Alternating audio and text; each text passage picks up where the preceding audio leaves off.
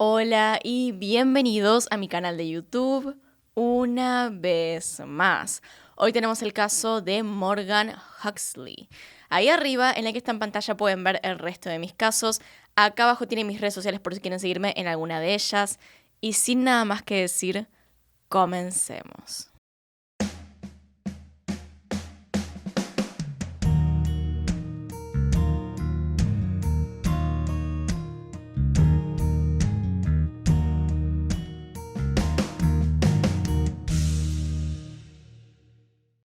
Morgan Huxley nació el 5 de junio de 1982 en Sydney, Australia. Morgan nació y creció en la ciudad de Sydney.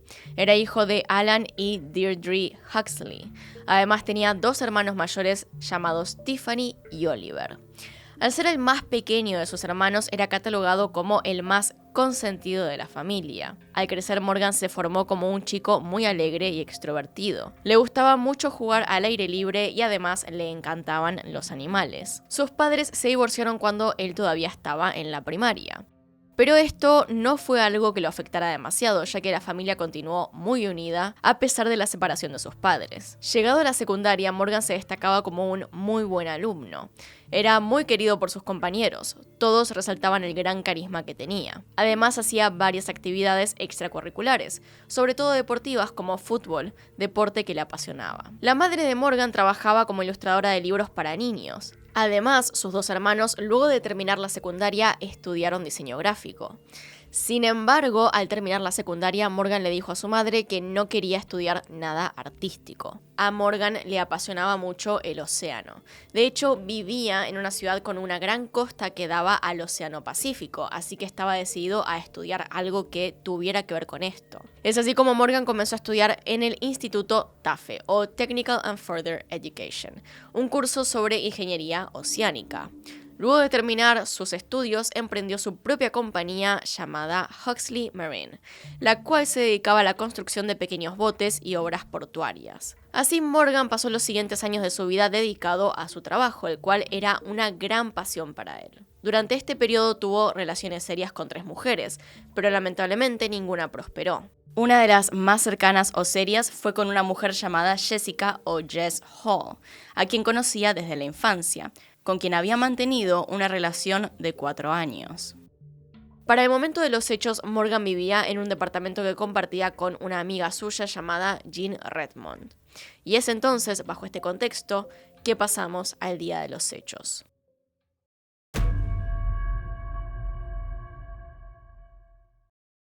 Todo comienza la noche del 7 de septiembre del 2013. Chris Maroney, uno de los mejores amigos de Morgan desde la secundaria, se iba a casar y esa noche hacían una fiesta por el compromiso. Morgan junto a Chris y otros amigos pasaron una muy divertida velada. Tan bien la estaba pasando Morgan que perdió la noción del tiempo y olvidó que había acordado con otros amigos encontrarse esa noche también. Así que les mandó un mensaje pidiendo disculpas, ya que no llegaría. Esa noche llamó a Jessica, su exnovia, para pedirle que pasara por el hotel donde estaban y lo llevara a su casa.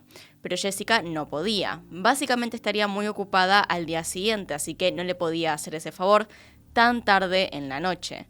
Para Morgan, de todas formas, esto no fue un problema y simplemente decidió que volvería de otra manera. Ya cerca de la medianoche, Morgan volvió en taxi junto a Chris y su prometida a casa, ya que vivían cerca. Morgan no quería ir a dormirse aún, así que le preguntó a Chris y a su novia si querían acompañarlo a beber unas cervezas, pero estos rechazaron la oferta ya que estaban cansados. Es entonces que Morgan decidió ir solo a beber a uno de sus bares favoritos, llamado The Oaks, que se encontraba a apenas 2 cuadras de su departamento.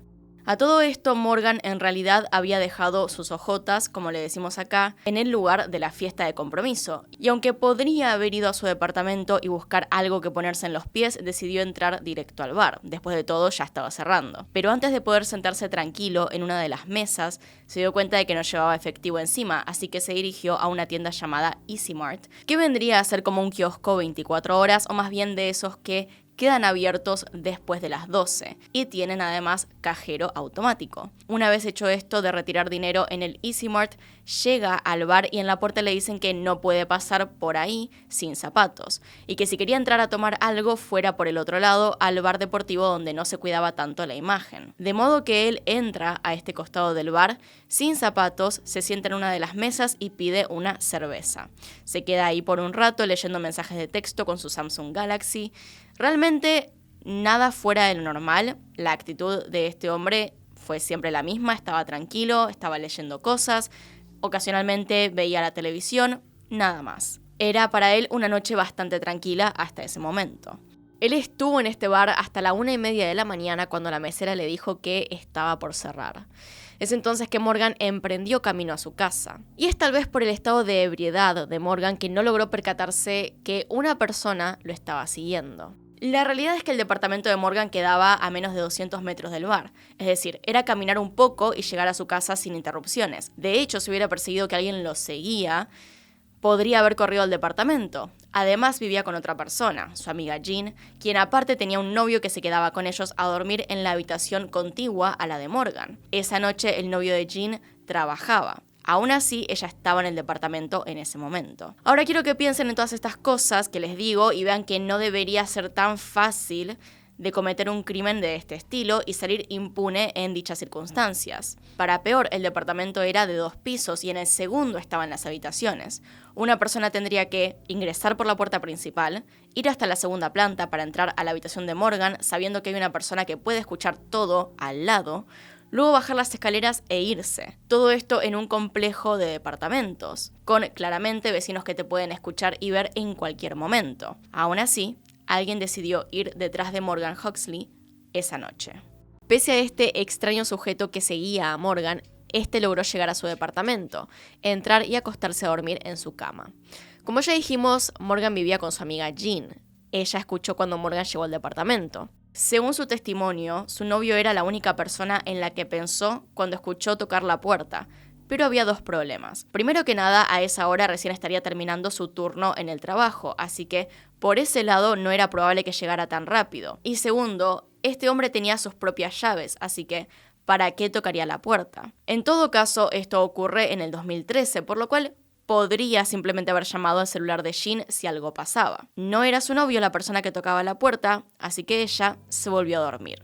Jean se despertó una tercera vez esa noche. Esta vez oía ruidos extraños provenientes de la habitación de Morgan, así que se levantó y fue a verlo. Cuando abrió por fin la puerta de la habitación, se encontró con una escena realmente horrorosa. Morgan estaba tirado en el suelo, medio desnudo y todo ensangrentado.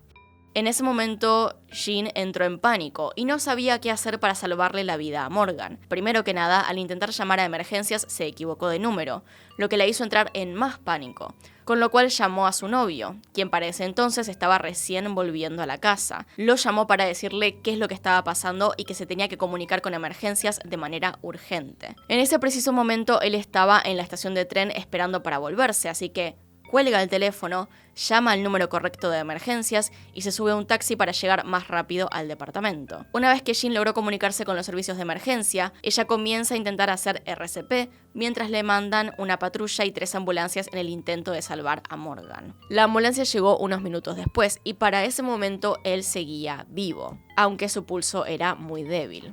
Fue llevado al hospital y se le hicieron maniobras de reanimación durante todo el trayecto. Lamentablemente, una vez que llegaron al hospital, Morgan falleció. La pérdida de sangre que Morgan había sufrido para entonces era demasiada. Ya no había mucho que hacer y simplemente su cuerpo no lo resistió. Imaginen también el estado en el que se encontraba su amiga Jean, quien había estado haciéndole RCP todo el tiempo que se había tardado en llegar la ambulancia, sentada sobre la sangre de su amigo. Ella también había terminado cubierta de sangre. La policía se puso a investigar inmediatamente el homicidio de Morgan. Como es habitual en estos casos, primero se buscó en su círculo cercano.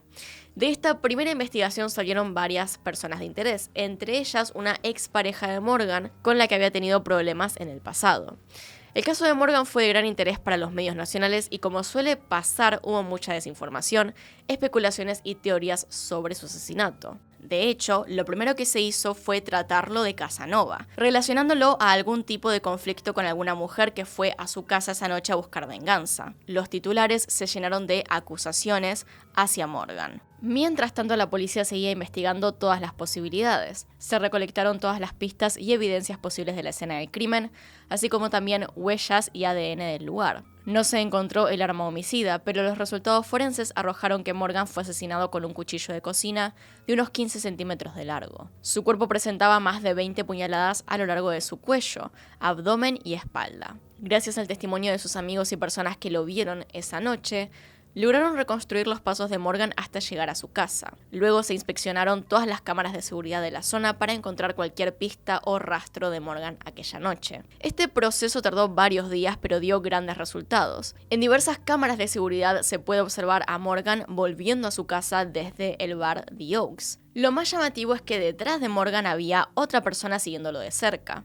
casi que corriendo atrás de él. Los detectives entonces se pusieron en marcha para identificar a esta persona. Se le mostró el video a varios vecinos de la zona y también a una empleada de The Oaks, quien identificó al chico como uno de los empleados de una tienda de enfrente. Es entonces que fueron al frente donde había un café que era parte de la escuela de cocina de Sydney, lugar donde indicaron que trabajaba este sujeto. Al preguntarle al dueño y mostrarle el video, dijo que se trataba de Daniel Jack Kelsall, uno de los empleados que trabajaba como lavaplatos. La policía entonces fue hasta la casa de Kelsall para entrevistarlo. Kelsall es el joven al que los medios más tarde apodarían como el asesino cara de bebé y similares. No era grande ni fornido, usaba lentes y su personalidad parecía inofensiva. Kelsall le abrió la puerta a la policía y les contestó cada pregunta que tenían. Dentro de su cuarto no había mucho. Una notebook, una cama de una plaza y algunos cuantos libros de ciencia ficción, además de 2 katanas decorativas que le mostró a los agentes. La realidad era que Kelsall no tenía ningún registro previo de violencia y no parecía lo suficientemente fuerte como para cometer un crimen como este, pero querían saber por qué aparecían las cámaras esa noche, y es así como llegó a la estación de policía para dar su testimonio. Aún así, esta persona no era la única sospechosa y solo estaban tratándolo como una entrevista de rutina, algo que debían hacer para sacarse cualquier posible duda. Antes de Kelsall, en realidad, había otra persona de interés, una exnovia de Morgan que se había presentado un día sin invitación a su casa, con quien tuvo una pelea bastante fuerte en aquel momento. Kelsall entonces estaba ahí solo para despejar dudas. Kelsall en ese momento era un joven de 24 años bastante introvertido. Nació en Nueva Zelanda y era aparte adoptado. Hacía menos de 2 años había llegado a Australia, ya que sus padres se habían mudado allí.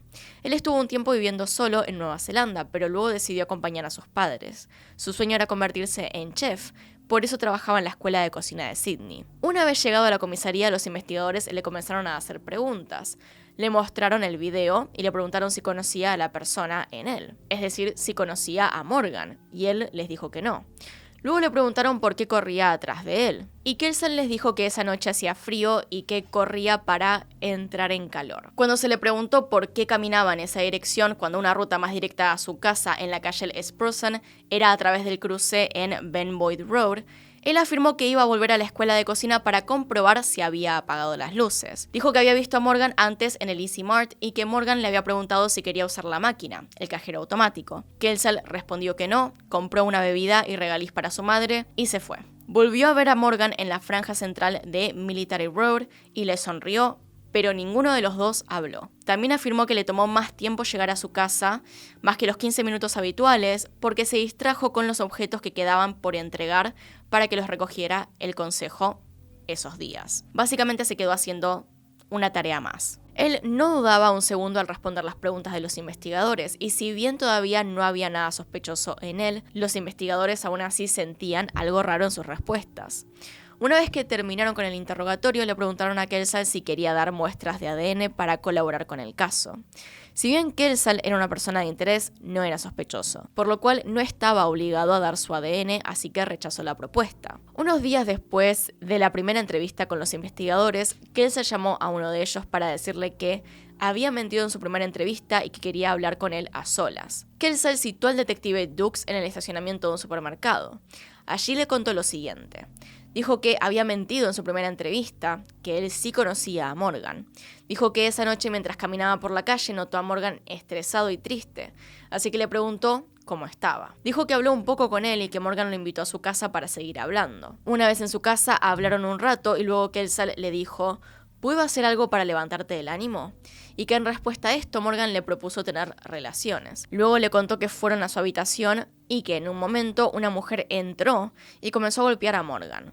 En aquel momento Kelsall huyó del lugar. También le dijo al detective que no había dicho esto al principio porque tenía miedo de quedar involucrado en un asesinato. Al detective Dukes no solo le resultó totalmente poco creíble la historia que le estaba contando Kelsall, sino que contradecía todo lo que decían los otros testimonios y las investigaciones.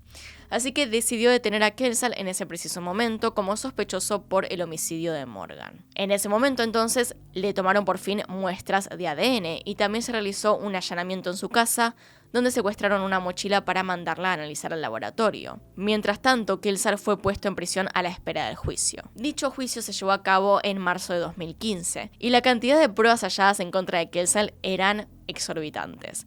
Para empezar, se halló ADN de Kelsall en el cuerpo de Morgan. También se hallaron las huellas de Kelsall en la habitación de Morgan. La mochila que llevaba, la que fue mandada al laboratorio, tenía salpicaduras de sangre, y luego de analizarlas, se determinó que eran sangre de Morgan. El detective Dukes entonces se pone en contacto con el médico de cabecera y con el psiquiatra de Kelsall. Solo 15 meses antes, Kelsall le había confesado a su médica de cabecera, la doctora Susan Allman, que tenía pensamientos intrusivos, de matar a alguien con un cuchillo en su camino a casa por la noche.